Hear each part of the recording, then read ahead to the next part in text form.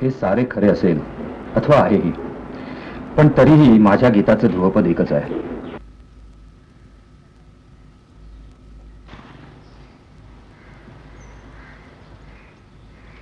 पृथ्वीच्या पाठीवर इतकं अमंगल, इतकं दुःखदायक, इतकं भेसूर दुसरं पाप नाही. खरं डिस्टर्ब होतं? नाही. आवाज कमी करू का? नको. हार्वर्ड युनिव्हर्सिटीचं पत्र आलंय. ऍडमिशन बरोबर असिस्टंटशिपही ऑफर केली. एवढी महत्वाची बातमी तुम्हाला आत्ता सांगतो साशी? काय उपयोग आहे सांगून? म्हणजे तुझं मन कुठं आहे?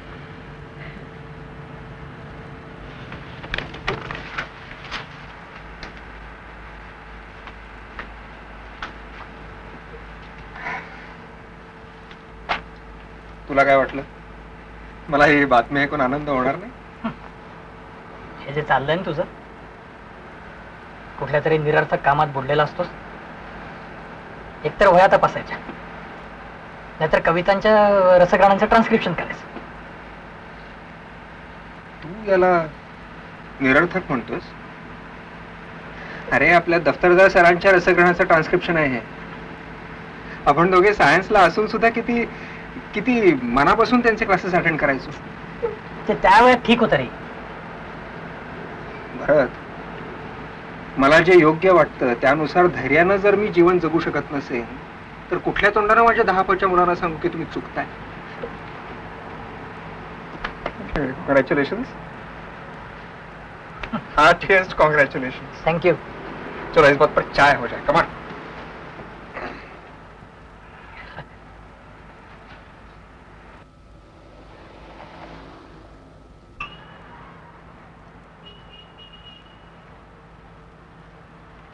हाँ.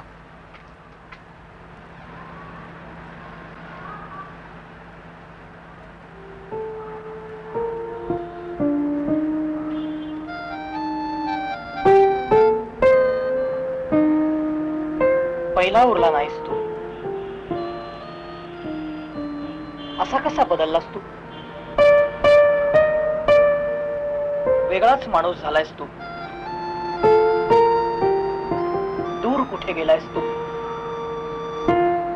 पहिला उरला नाहीस तू.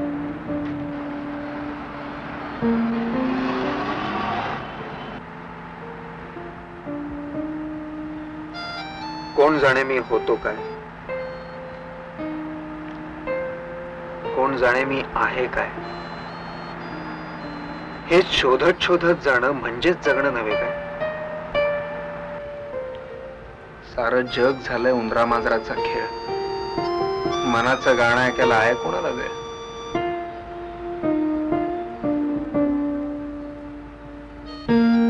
भरत माथ्याचा एक तरुण आत्ताच कुठे जागा होऊन म्हणतोय आपण माणूस शोधू, तुटल्या मनांच्या भिंती सांधू. अरे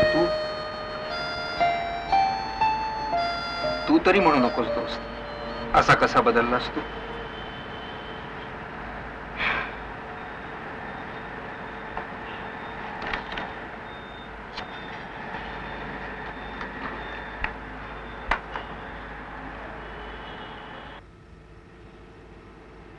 का नाही जायचं मी दूर देशात?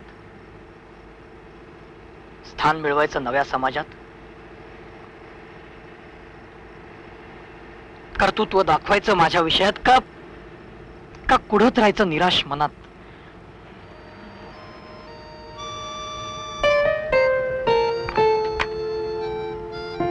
समजून कसं